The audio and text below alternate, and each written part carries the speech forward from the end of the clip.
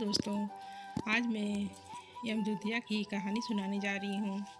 हमारे समाज में भाई बहन के प्रेम के दो त्यौहार आते हैं। पहला त्यौहार होता है रक्षाबंधन, जो श्रावण मास की पूर्णिमा को मनाया जाता है, जिसमें भाई बहन की रक्षा करने का प्रण लेता है। और दूसरा त्यौहार भाई दूज का आता है, जिसमें बहन भाई की लंबी आयु की प्रार्थना करती है। भाई दूज का त्यौहार कार्तिक मास की शुक्ल पक्ष की द्वितीया तिथि को मनाया जाता है।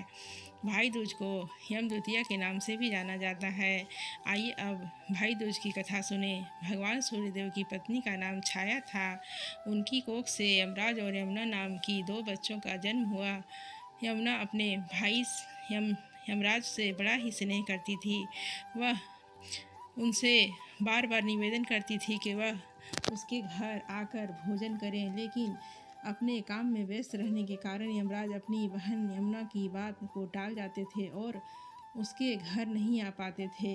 कार्तिक शुक्ल पक्ष की द्वितीया तिथि को यमुना ने अपने भाई यमराज को भोजन करने के लिए आमंत्रित किया। बहन के घर आते समय यमराज नरक में जितने भी जीव थे उन सभी जीवों को मुक्त कर दिया। भाई को आते देखते ही यमुना बहुत ही हर्ष विभोर हो गई और अपने भाई का तरह तरह से स्वागत सत्कार करने लगी और उन्हें प्रसन्नतापूर्वक भोजन कराया। इससे प्रसन्न होकर यमराज ने बहन से कहा कि वह उनसे कोई वर मांगे।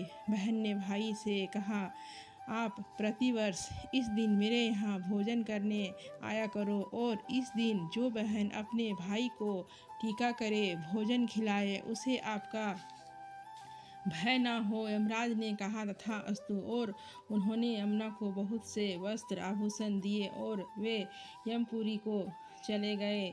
तब से ऐसी मान्यता है कि जो भी भाई अपनी बहन के घर इस दिन भोजन करते हैं, श्रद्धापूर्वक अपनी बहन का आतिथ्य स्वीकार करते हैं और बहनें अपने भाइयों को मंगल तिलक करती है और नारियल का गोला देती है, वह यमपाश से मुक्त हो जाते हैं।